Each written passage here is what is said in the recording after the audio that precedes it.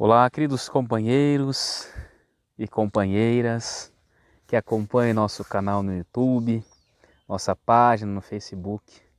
Mais uma vez, sejam muito bem-vindos a mais um encontro, Momento com Jesus. Hoje é o nosso 38º encontro. E antes de começar, meus amigos, recomendamos que vocês façam o Evangelho no Lar. É apenas 30 minutos durante um dia na semana apenas, para que vocês levem a boa nova de nosso Senhor Jesus Cristo para dentro do lar de cada um. Por quê, meus amigos? Justamente para vocês terem um acesso contínuo à boa nova, os bons ensinamentos e assim harmonizar o ambiente do lar de vocês com a luz do bem. É por isso, esse é um dos motivos. E para o Evangelho no Lar, nós iremos recomendar o Evangelho de Jesus segundo o Espiritismo, que é esse daqui. Junto dele, você pode fazer uma leitura de aproximadamente 15 a 20 minutos do Evangelho segundo o Espiritismo. Mas antes de iniciar, você pode fazer uma leitura de harmonização, começando pelo livro Caminho, Verdade e Vida.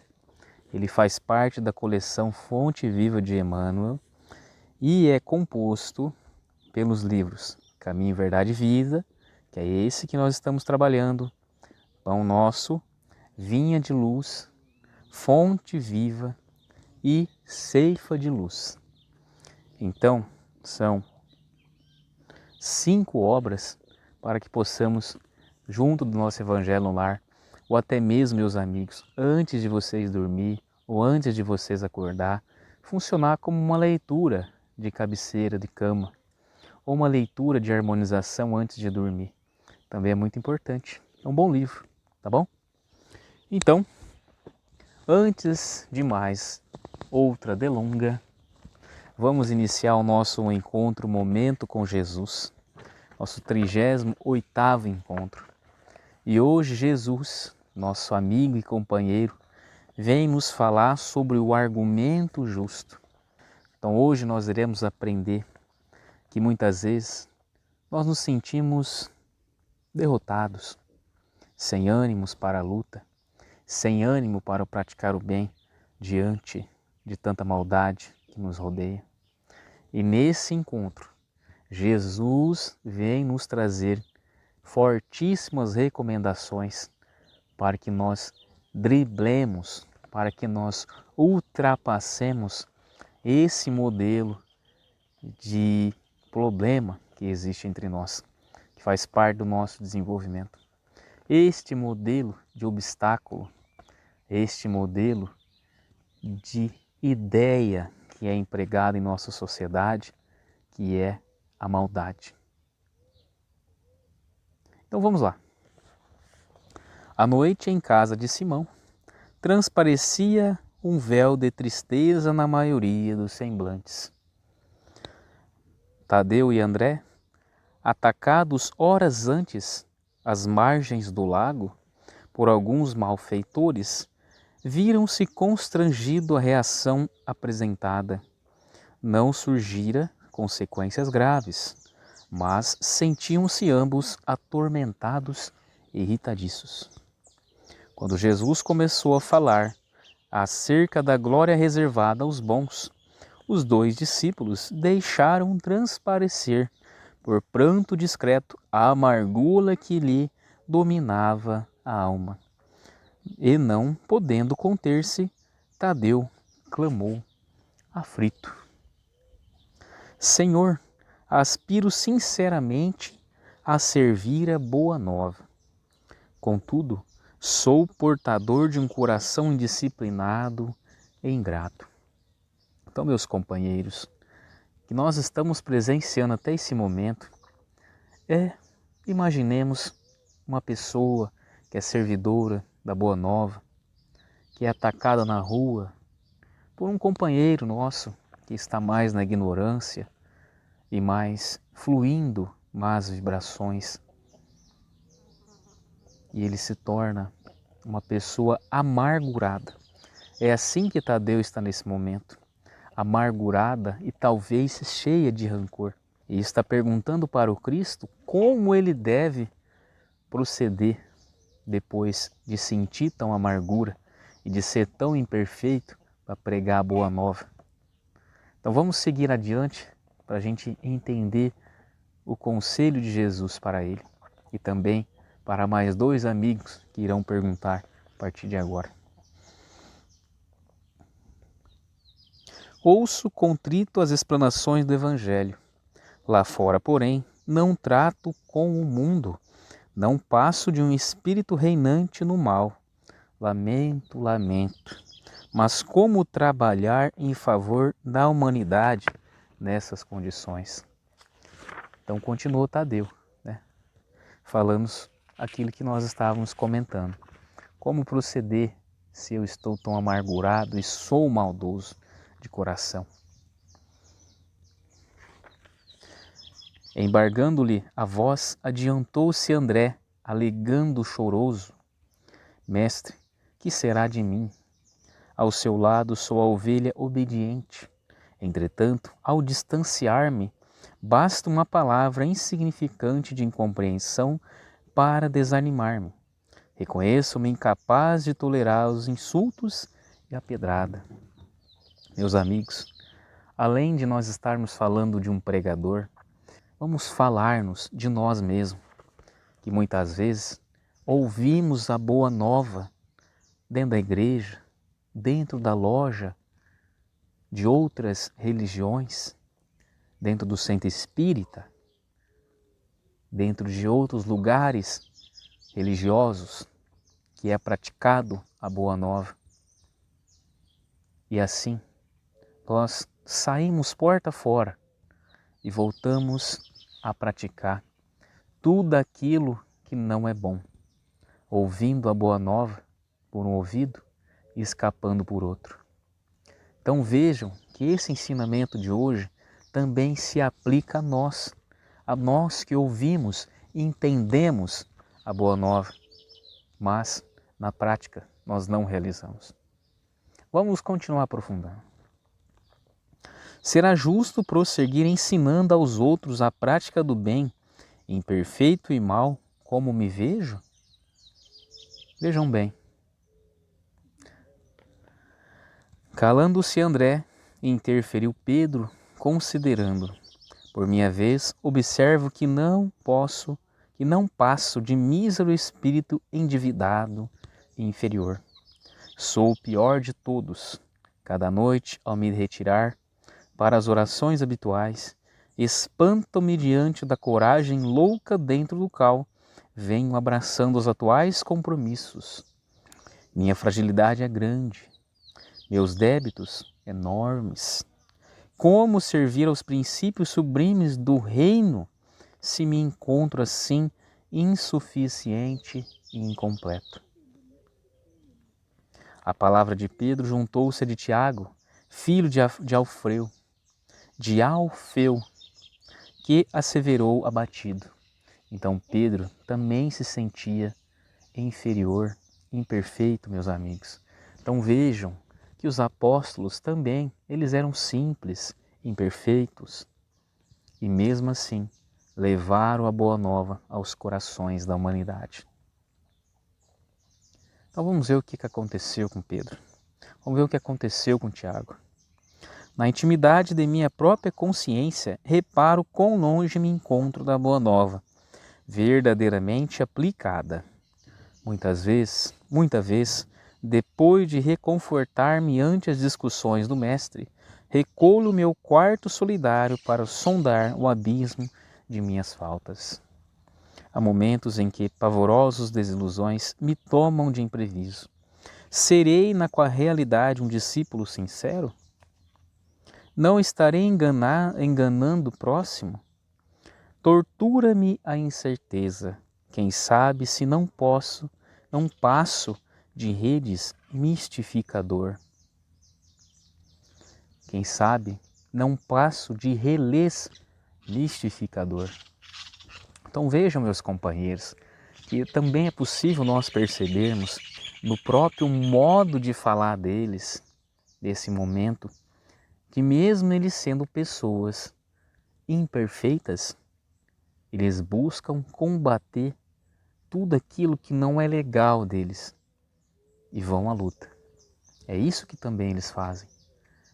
Você vê que no caso do Tiago, ele ainda reflete suas faltas à noite, após o culto da Boa Nova.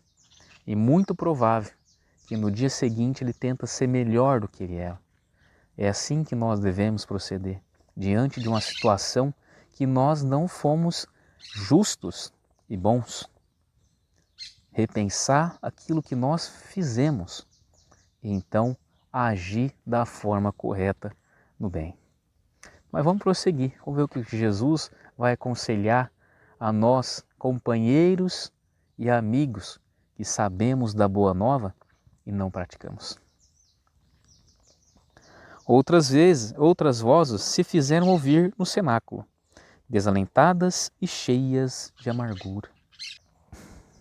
Jesus, porém, após assinalar as opiniões ali enunciadas, entre o desânimo e o desapontamento, sorriu, tocado de bom humor, e esclareceu.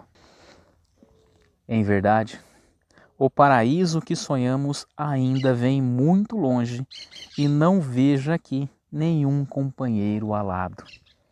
Então veja, vamos cuidadosamente analisar a afirmativa de Jesus.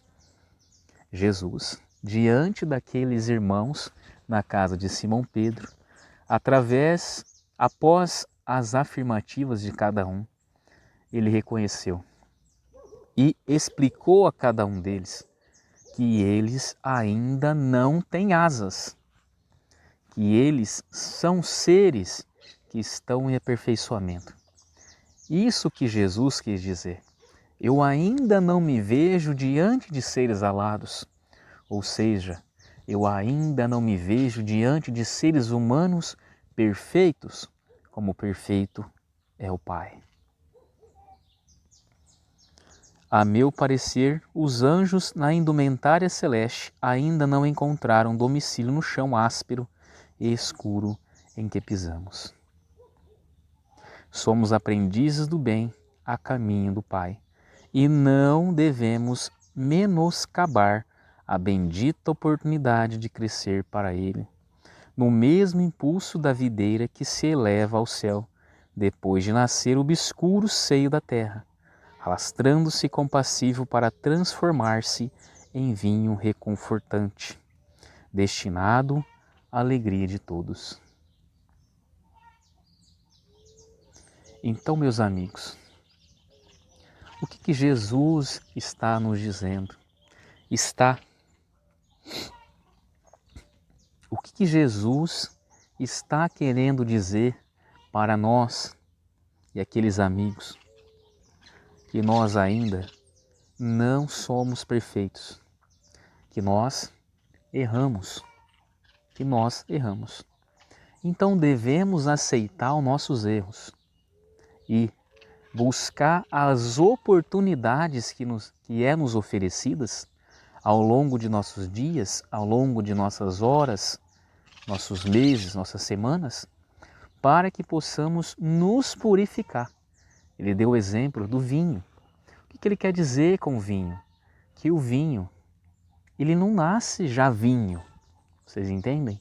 É necessário que plante-se a uva, o pé da videira, através da semente. A semente cresça através de um determinado ciclo, se torne madura, para depois produzir os frutos. Só então depois o vinho passará pelo processo de destilação, pelo todo o seu processo de confeição e se tornará vinho e servirá a todos. Assim acontece conosco também. Nesse momento, naquele momento e neste momento, nós somos espíritos mais endurecidos e embrutecidos de coração, mais voltados ao mal. Mas temos oportunidades Temos a espiritualidade superior, nossos benfeitores amigos, que nos auxiliam dia após dia, para que possamos nos purificar no bem e assim nos elevarmos para o nosso Pai.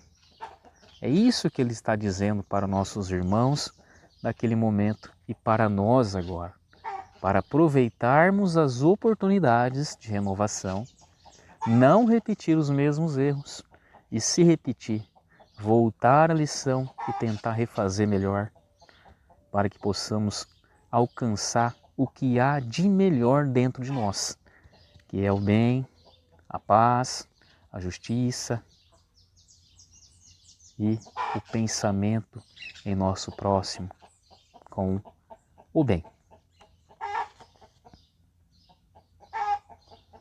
No entanto, se você se declara fracos, devedores, endurecidos e maus, e não são os primeiros a trabalhar para se fazerem fortes, redimidos, dedicados e bons, em favor da obra geral de salvação, não me parece que os anjos devam descer da glória dos cismos para substituir-nos no campo da lição da terra. O remédio, antes de tudo, dirige-se ao doente, o ensinamento ao ignorante. De outro modo, penso, a boa nova de salvação se perderia por inadequada e inútil. Então, meus amigos, a boa nova existe para nós nos purificarmos e sermos pessoas boas. Jesus trouxe a boa nova e explica que a boa nova, que é o Evangelho, ele vem como remédio para todos nós. E é por isso que nós devemos beber desse remédio e praticá-lo a cada dia e levá-lo ao nosso próximo.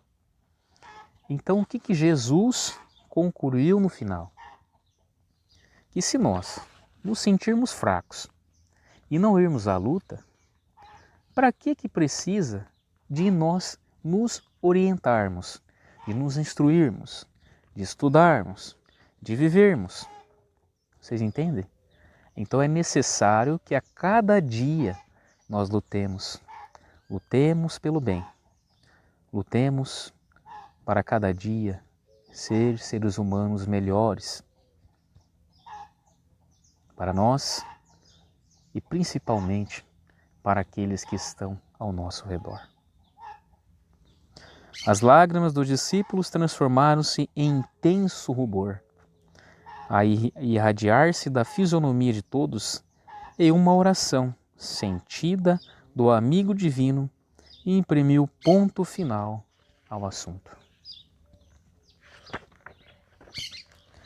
Então, meus amigos, para que possamos fazer um resumo dos ensinamentos de hoje, para que possamos aprender um pouquinho mais o que é necessário quando nós estamos estacionados, abatidos, nos sentindo maldosos por deixar de fazer alguma coisa de boa, por deixar de fazer alguma coisa boa, por praticar alguma coisa não boa, depois se arrepender. É ir à luta de novo, repetir o que nós fazemos de melhor, continuar no dia seguinte ou na hora seguinte pelo lado certo, pelo lado justo, pelo lado de nossos irmãos e irmãs, não mais apenas sozinhos, não mais apenas para nós, mas também para o próximo.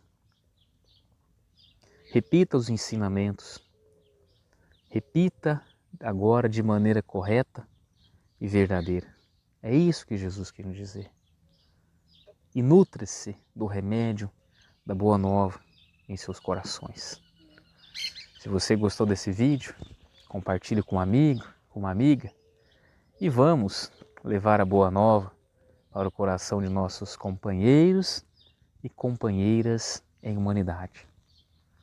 Um forte abraço e até a próxima.